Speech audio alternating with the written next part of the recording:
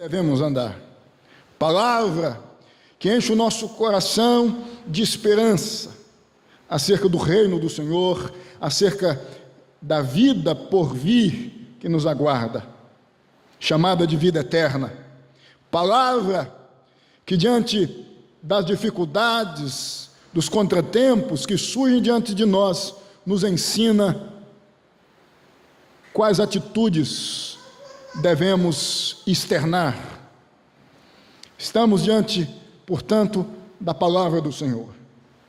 Que o Senhor possa, em nome de Jesus, ensinar-nos, Deus, por meio da mesma.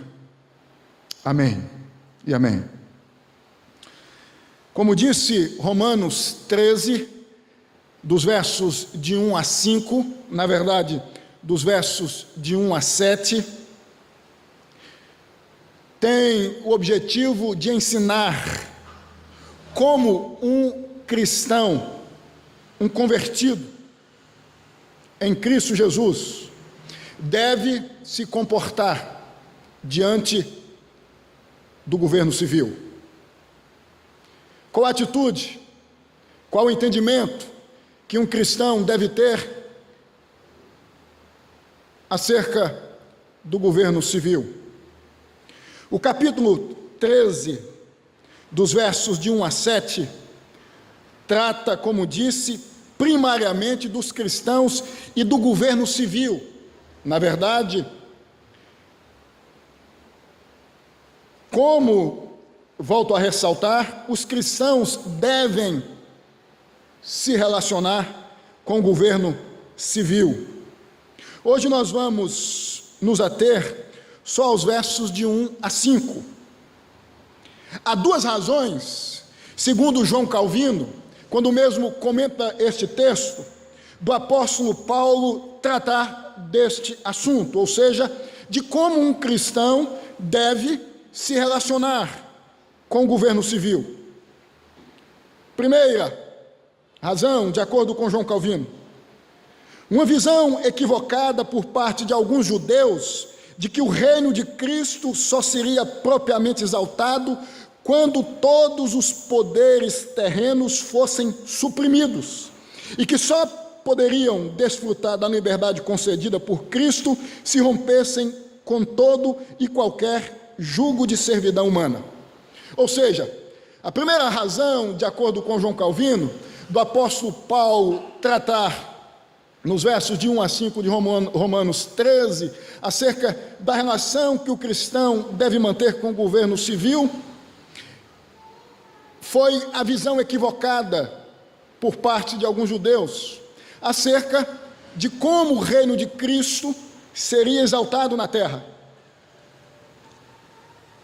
Equivocada porque estes judeus imaginavam que o reino de Cristo, como ressaltei há pouco, fazendo uso das palavras de João Calvino, só seria exaltado quando as instituições governamentais, civis, humanas, fossem destituídas. A segunda razão, de acordo com João Calvino, do apóstolo Paulo tratar da relação dos cristãos com o governo civil, foi a perseguição aos cristãos por parte de alguns governos civis. Foi o repúdio à genuína piedade por parte de alguns governos civis. Foi a perseguição promovida de uma maneira contundente por parte de alguns governos civis, à época, que faziam de tudo para destruir o reino de Deus, que faziam de tudo para dizimar o cristianismo. É provável, segundo João Calvino, que essas razões tenham levado o apóstolo Paulo a estabelecer a autoridade dos magistrados com uma prudência ainda mais acentuada. Calvino, então, entende que a razão, em síntese, posso dizer a vocês, meus irmãos e minhas irmãs, do apóstolo Paulo tratar desta questão, no capítulo 13 da sua epístola aos Romanos, seja perspectivas equivocadas acerca de como o reino de Deus seria implantado e exaltado neste mundo. E talvez, penso eu, a razão mais persuasiva, a perseguição promovida por alguns governos. Então o apóstolo Paulo, com o intuito de destacar a importância das autoridades, dos magistrados, do governo civil, de uma instituição governamental, de regras, de normas no contexto social. Em primeiro lugar, de acordo com o verso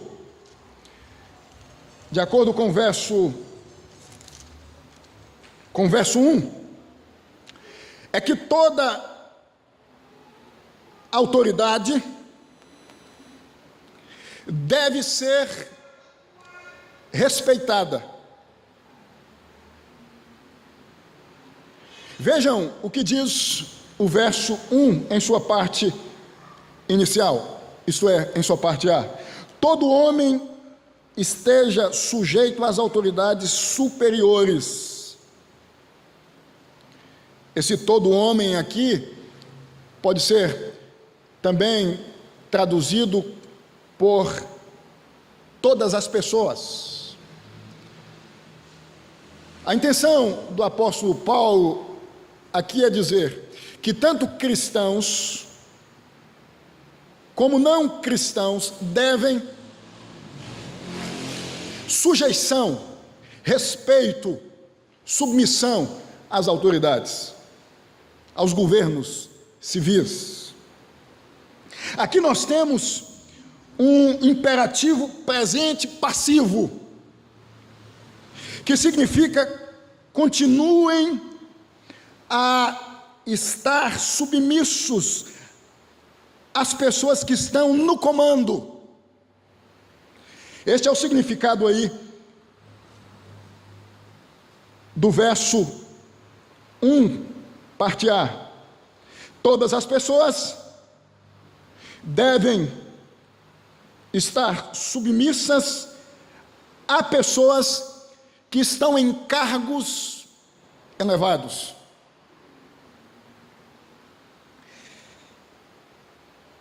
Submissão ou sujeição significa respeito. É ter respeito, é compreender que o governo civil deve ser visto com respeito, é compreender que se deve se relacionar com as autoridades, com os governos, com as instituições governamentais, entendendo-nos que as mesmas são dignas de autoridade. Como disse, aqui nós temos um imperativo presente passivo. É a ideia de submissão, de sujeição. Segunda questão ressaltada por Paulo, ainda no verso 1, agora em sua parte B, é que a razão dessa submissão é que toda a autoridade, ou seja, que os governos civis ou o governo civil, vem de Deus.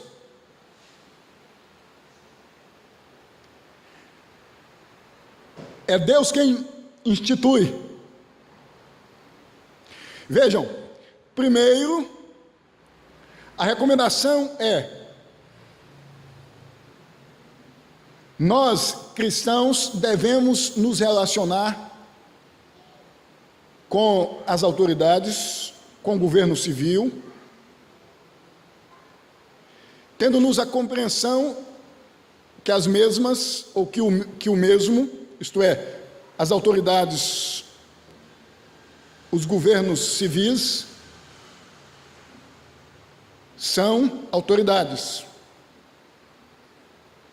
A razão de vermos os governos, as autoridades, como autoridades, e, por conseguinte, nos sujeitarmos às mesmas, é que foi Deus quem as instituiu. É o que diz aí o verso 1, parte B. Todo homem será sujeito às autoridades superiores, porque não há autoridade que não proceda de Deus. E as autoridades que existem foram por Deus instituídas. A ideia é de que Deus está por detrás de toda a autoridade. Contudo, não significa direito divino dos reis. Ou seja, não significa que o rei, que o governador, que o presidente é uma espécie de Deus, como entendiam os Césares, o sistema monárquico absolutista. Quem conhece a história da monarquia absolutista sabe que os imperadores se viam como deuses, como representantes de Deus na terra. Não é esta a ideia. A ideia é de que a vontade divina é em favor da ordem. Preste atenção.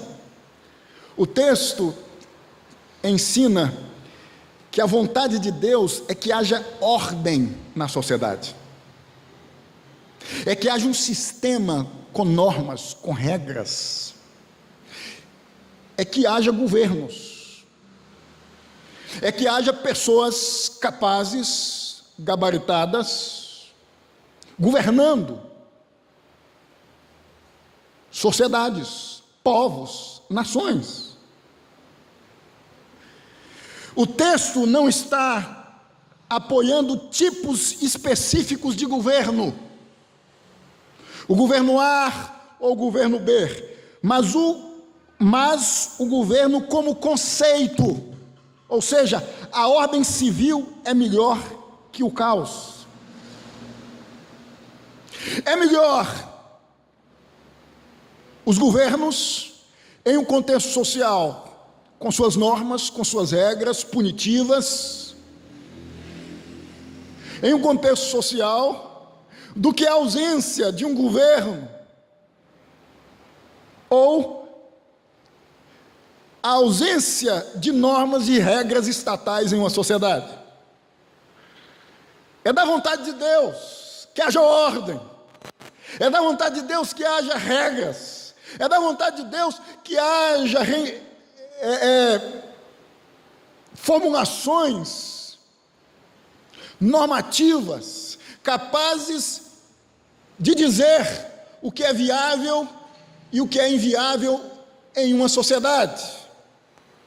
Não ao caos, não à ausência de regras, de normas, de instituições. O texto aqui está dizendo: foi Deus quem instituiu as regras, foi Deus quem instituiu as normas, foi Deus quem instituiu tudo que visa o bem funcional de uma sociedade. Vocês estão entendendo? O texto aqui não está tratando de um governo específico, mas da ordem e não do caos, em um contexto social. Em outras palavras, o texto está dizendo: Deus é a favor das regras, Deus é a favor das restrições. Deus é a favor das regulamentações de normas advindas de um sistema ou de um governo estatal. É o que diz o verso 6. Se não, vejamos: por esse motivo também pagais tributos, porque são ministros de Deus, atendendo, constantemente a este serviço. Paulo está dizendo: por essa razão também pagais tributos, por causa das regras, das instituições, ou da vontade de Deus, que é fazer com que, em um contexto social, existam regras, normas, é que nós pagamos tributos, ou seja, impostos. Tem que existir regras, tem que existir normas capazes de regimentar ou de direcionar uma sociedade, para que ela viva bem, para que ela ande bem. A segunda, ou a terceira questão abordada por Paulo com relação a esse tema, que é o relacionamento que os cristãos devem ter com os governos civis, está no verso 2, quando Paulo ensina que quem resiste à ordem civil resiste à ordenação de Deus. Primeiro, o apóstolo Paulo diz que não existe campo neutro, portanto, todas as pessoas devem sujeição às autoridades, porque as autoridades foram instituídas por Deus. As normas são bem-vindas, as regras são bem-vindas. O governo representa isso, representa um conjunto de regras, de normas, de benefícios e de punições. E esses benefícios, essas regras, essas normas, de acordo com o contexto, visam o bem da sociedade, o bem das pessoas. Então, se foi Deus que instituiu, diz o apóstolo Paulo no versículo 2, que não deve existir resistência por parte dos cristãos, por parte das pessoas, às autoridades. Se não, vejam o que diz aí o versículo 2, de modo, depois de ter explicado que as autoridades são instituídas por Deus, que os governos civis são instituídos por Deus, que a ordem é bem-vinda, que as regras são bem-vindas, que as restrições em uma ambiência social são bem-vindas, o apóstolo Paulo continua dizendo: de modo que aquele que se opõe à autoridade resiste à ordenação de Deus, porque foi Deus que instituiu, é Deus quem está por detrás. A subjacência é divina. E os que resistem trarão sobre si mesmos condenação. Resistir à autoridade aqui é o mesmo que rebelião pessoal, habitual, contra a ordem estabelecida, literalmente. Significa se opor, oposição às autoridades. É o indivíduo que diz o seguinte: não às regras, não às normas. As regras, as normas não são bem-vindas. Vocês sabem que surgiu movimentos cognominados de movimentos no concurso dos anos anárquicos. Movimentos que diziam não às regras, não às normas, não às ordens. Anarquismo significa exatamente isto. O anárquico é um indivíduo que não deseja se submeter a nenhuma regra, a nenhuma norma. É um indivíduo que diz: eu não devo me submeter a nada. Nada me limita. Nada deve me restringir. Nada deve me deter. Eu devo fazer o que eu bem entender no contexto social.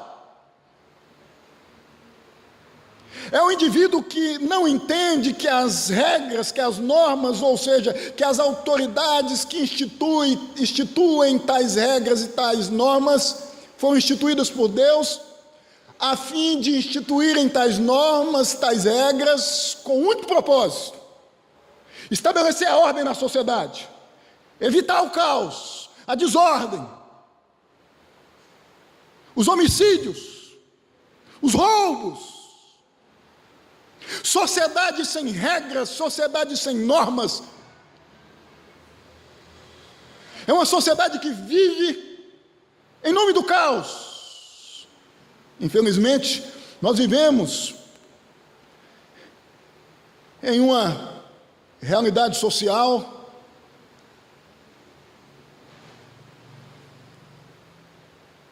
onde não há submissão às regras, às normas. As normas existem. As regras existem.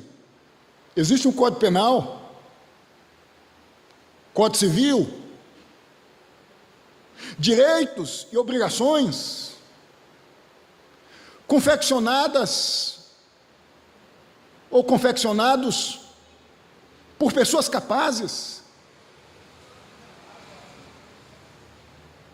E o objetivo, portanto, é manter a ordem,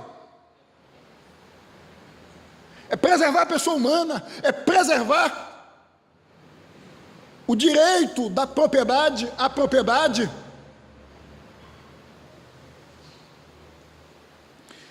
Resistência, oposição. Quando nós não seguimos como deveríamos seguir as regras, quando nós ferimos as nossas obrigações instituídas por Deus, ou por governos, é o mesmo que resistência, oposição. E vejam que o verso 2 vai dizer que opor-se à ordem é opor-se a Deus. Gente que diz: eu não me submeto a nada, eu sou indomável, um leão selvagem, no contexto social. Por conseguinte, eu não me submeto a lideranças, a autoridades.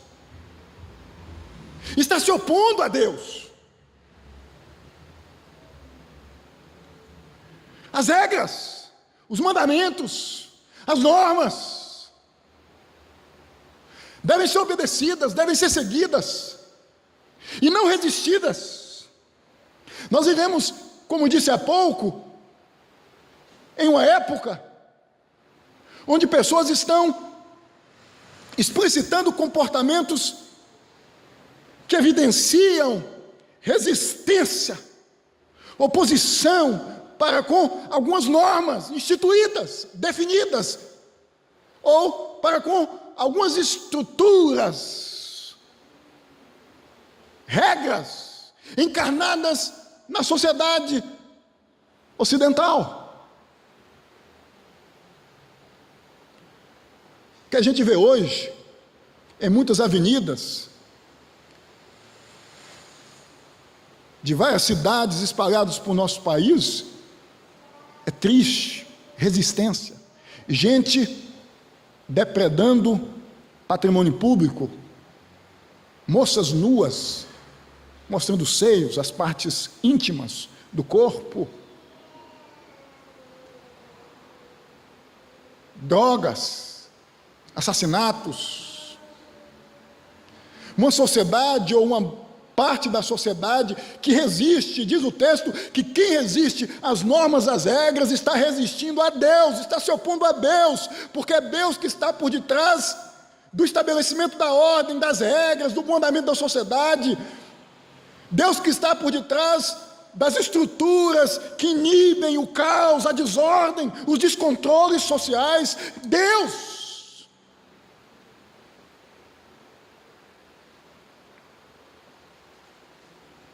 Nós nos opomos às autoridades também, e aqui eu vou fazer uma observação, eu vou abrir um parêntese, em função de estarmos a poucos dias de elegermos um presidente da República, quando deixamos de participar do pleito eleitoral com o nosso voto. Nós temos que votar, exercer o nosso direito de cidadania. Quando nós votamos, nós estamos dizendo que entendemos que os governos, que as autoridades são bem-vindas, que a ordem é bem-vinda, que a ausência de governos, de autoridades, não é bem-vinda. Quando a gente participa do pleito eleitoral com o nosso voto, quando a gente vota, obviamente com base na nossa consciência cristã, com nosso conhecimento, com base no nosso conhecimento do Evangelho, discernindo as propostas advindas de inúmeros candidatos e distinguindo-as do certo e do errado a partir do conhecimento que temos do Evangelho, nós estamos dizendo: as autoridades são bem-vindas, os governos são bem-vindos, as regras devem ser aceitas, governo com suas regras, com suas normas, que visam o bem da sociedade, são bem-vindos. Não seja neutro, não seja uma pessoa incapaz de participar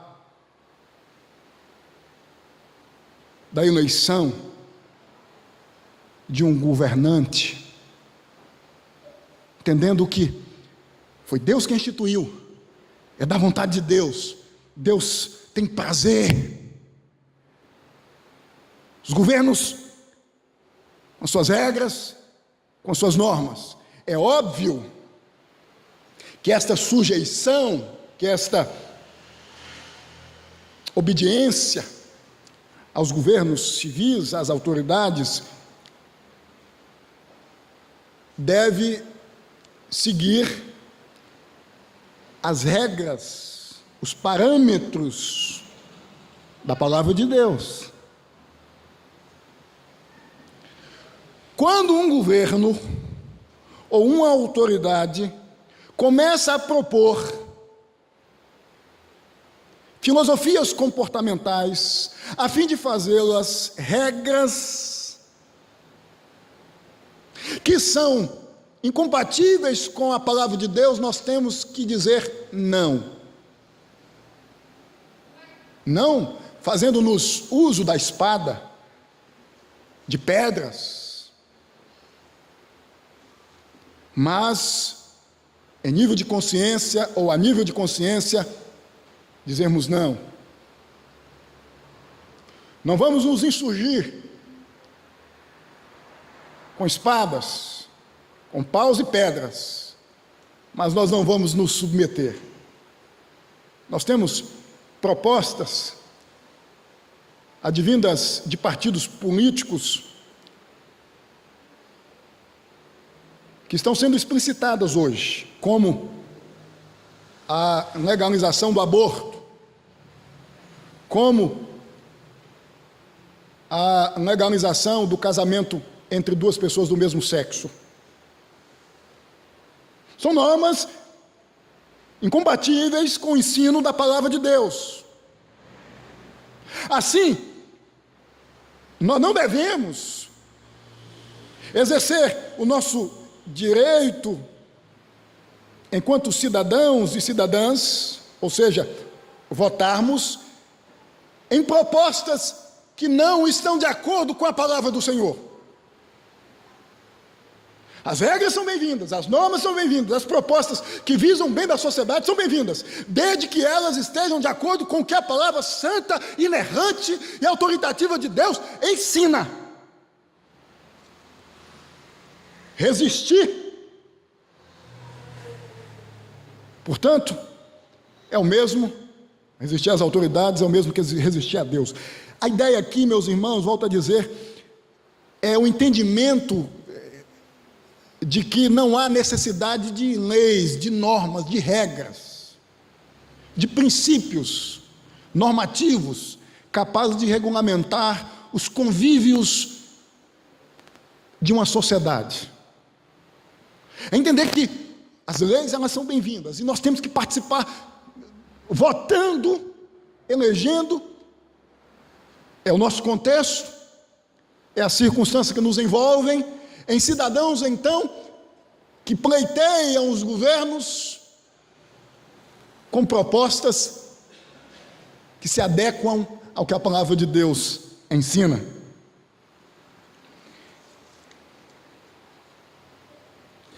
A expressão trarão sobre si mesmos a condenação refere-se a julgamento de Deus, verso 2, ou a punição civil. É óbvio que quando um indivíduo ou uma pessoa se opõe ou resiste de maneira resiliente, contundente a uma norma, violando-a, que a autoridade competente vai exercer a punição. Então é prudente obedecer, é prudente seguir, desde que, como disse há pouco, tais regras, tais normas não venham ferir o ensino escriturístico, bíblico, a palavra do Senhor. A pessoa que tem um pingo de sapiência, de sabedoria, vive tentando obedecer às normas, às regras de trânsito. Por exemplo, hoje as multas são altíssimas. Há punição, condenação. Então o inteligente é entender que as normas são bem-vindas e visam o bem-estar da sociedade. Quando nós excedemos a velocidade, quando estamos fazendo uso de um carro, nós corremos o risco de sofrermos um acidente. Então a lei, ela existe para evitar os acidentes, os estragos, o caos, a desordem. Mas ainda, eu queria destacar um quarto ponto, ressaltado pelo apóstolo Paulo, ou ensinado pelo apóstolo Paulo aqui, que é o direito de governar como sendo ordenado por Deus com o objetivo de estabelecer o bem-estar da humanidade. É o que diz aí o verso 4. Se não, vejam, visto que a autoridade é ministro de Deus para teu bem. A autoridade,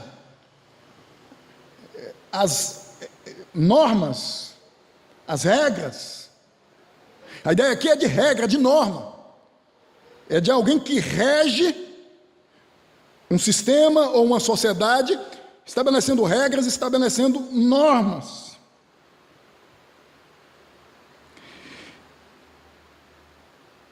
Para o bem da humanidade, ou seja, para o nosso bem.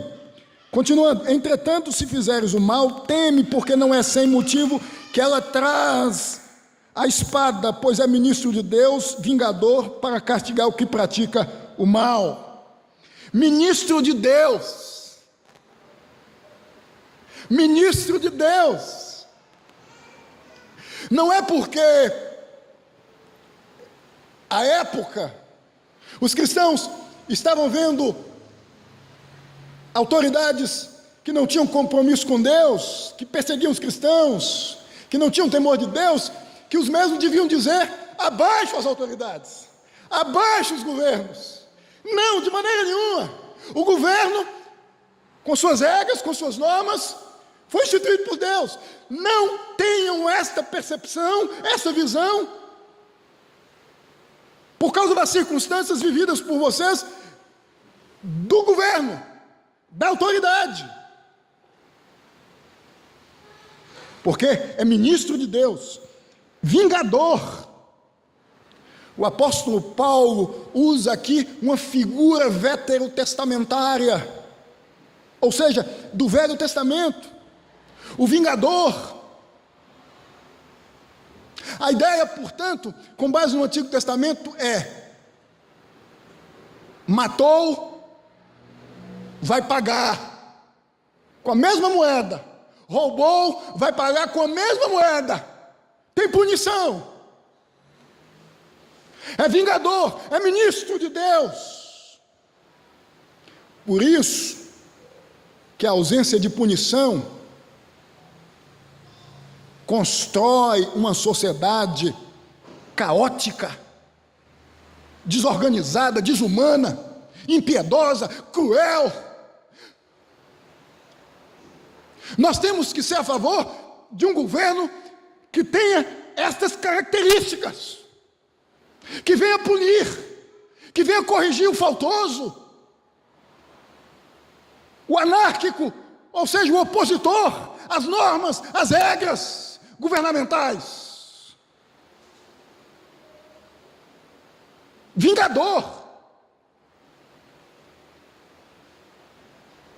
Se alguém machucar, tem que ser machucado. Ou seja, a ideia aqui é de que se alguém romper ou violar, quebrar uma norma encarnada, definida, legítima, advida de um governo, tem que pagar. É ministro de Deus. É como se o apóstolo Paulo estivesse dizendo: restringe o avanço do mal. Eu sou de uma cidade, meus irmãos e minhas irmãs, onde acontecem, uma cidade de 12, 15 mil, 16 mil habitantes, 10 ou até mais homicídios por ano.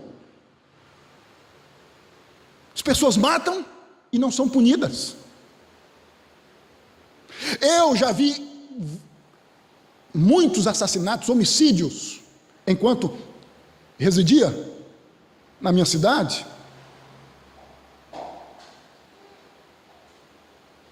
sem punição. Os homicidas, os marginais, já sabem. Depois de 3 dias da execução do crime, eu me apresento perante a autoridade constituída com um advogado e vou responder o processo em liberdade. E sabem que as pessoas presentes no momento do crime, que seriam testemunhas, não testemunham. Eu conheço jovens assassinos, cometeram um crime, não foram punidos. E se não houve punição, houve a consciência de que, se eu fizer de novo, eu não vou ser punido. Tem que ter punição. O apóstolo Paulo, como disse, evoca aqui uma realidade do Antigo Testamento, onde a punição existia. Errou, tem que ser punido. As autoridades governamentais atuam contra os malfeitores, os desobedientes, os que se opõem às regras, aos que vivem de maneira errante. O afamado reformador do século XVI, protagonista da reforma protestante do século XVI, Martinho Lutero, certa feita disse que a forma como Deus controla homens maus é pondo os maus no comando. A palavra espada, que aparece aí no verso 4, refere-se a uma pequena espada romana, usada para executar a pena capital, pena de morte.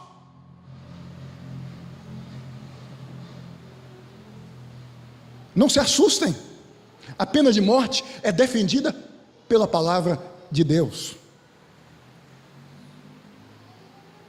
Existem casos em que cabe a pena de morte.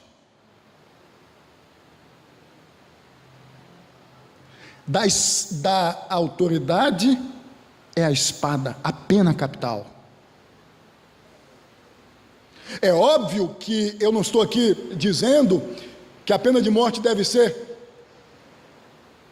legalizada em qualquer contexto, em qualquer realidade.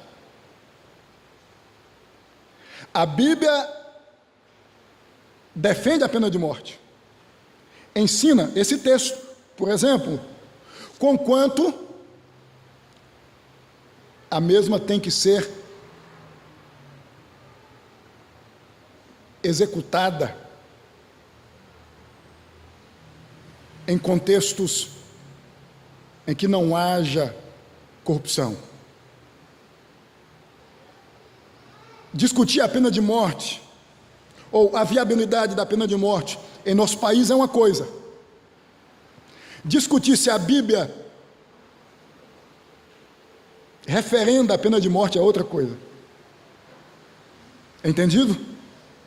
Então, é a punição, a pena capital. Há casos que cabe a pena capital.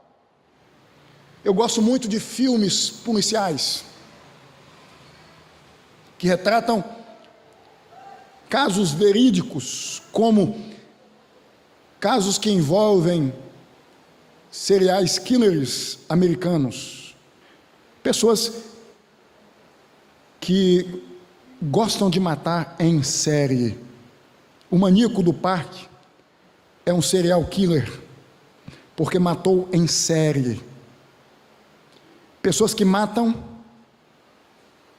pessoas com as mesmas características, às vezes do mesmo sexo.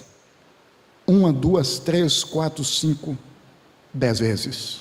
São doentes, psicopatas, gente que não tem uma estrutura psíquica capaz de viver uma sociedade. Nos Estados Unidos, em muitos estados, existe a pena de morte. E o índice de criminalidade é baixíssimo. Nós não podemos, de maneira nenhuma, meus irmãos e minhas irmãs, entender que uma punição severa, doída, seja oposta à perspectiva bíblica. Deus diz, é ministro, é vingador, cabe a pena, em muitos casos capital, é da espada a autoridade, punição, restrição do mal, inibição, o índice de homicídios em um contexto social que não há punições, segundo alguns cientistas sociais, tende a aumentar. A pessoa que quando erra e não é punida, ela imagina que pode errar de novo, porque não houve punição, não houve uma censura pelo ato criminoso, equivocado, executado, cometido por ela.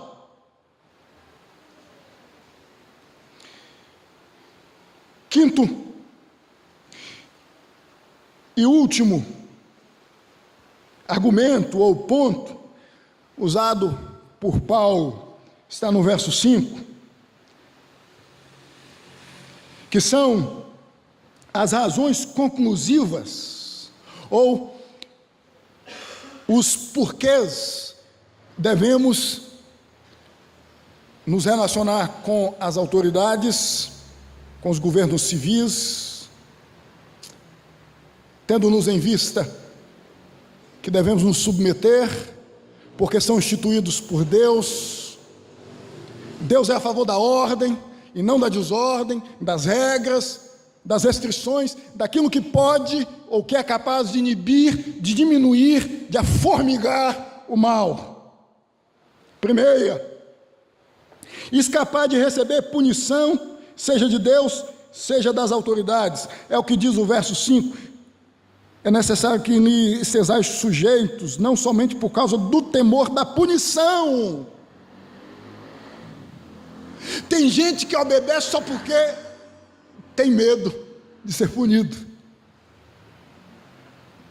Tem que existir satisfação, prazer na obediência das normas, das regras, no cumprimento dos deveres sociais.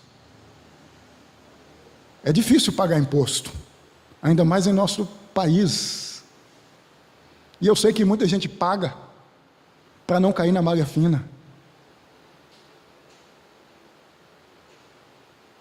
Jesus diz: dai a César o que é de César. A gente tem que fazer isso com prazer. E se há dificuldade em nós, nós temos que recorrer a Deus e pedir a Deus misericórdia, compaixão, para que nós tenhamos esta atitude envolta por esse sentimento de satisfação, de prazer. Obedecer a Deus não porque Deus pode punir, porque há em Deus uma justiça retributiva, mas porque é um prazer, é uma satisfação viver de acordo com a palavra do Senhor. Segundo e último, porque a palavra de Deus ensina que nós devemos nos submeter às autoridades, que nós devemos exercer a nossa cidadania com dignidade,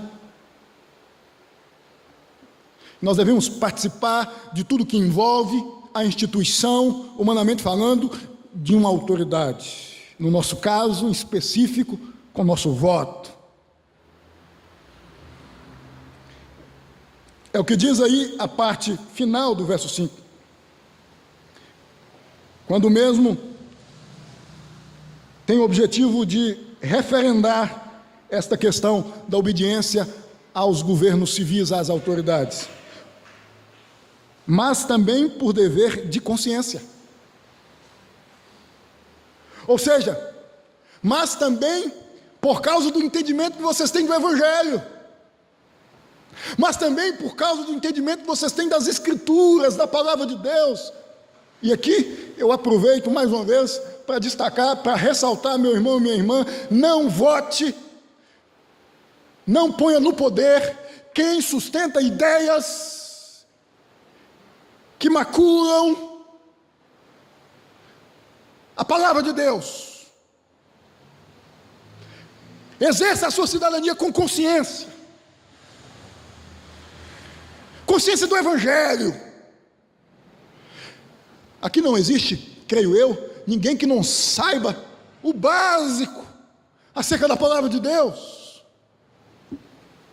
Todos nós aqui sabemos o que a palavra de Deus condena e o que a palavra de Deus não condena, no que tange ao básico, que envolve o que é viável em se tratando de comportamentos ou não. Aborto é homicídio, é assassinato, porque a vida começa na concepção, e a palavra de Deus diz, a consciência do Evangelho diz, é crime atentar contra a vida, matar. Então todos que admitem e sustentam a possibilidade da legalização do aborto por intermédio das suas normas, das suas propostas políticas e de governo, não devem ser vistos com bons olhos, de acordo com a nossa consciência cristã. Casamento gay, apoio a políticas LGBTs. Achar normal um homem envolver-se com outro homem. Achar normal. Porque quando uma pessoa vota em um candidato que defende tais propostas, está dizendo nas entrelinhas: eu acho normal, eu concordo. E a consciência do Evangelho, a consciência da palavra de Deus, que norteia, ou que deveria nortear a sua cabeça, diz o oposto: não é normal. Exerça a sua cidadania, vote, participe, com consciência do Evangelho. Exerça, entenda que é bom, que a autoridade é bem-vinda, que os governos são bem-vindos, porque o que está por detrás dos mesmos é a vontade de Deus, porque é da vontade de Deus que haja regras, que haja normas, mas não apoiem candidatos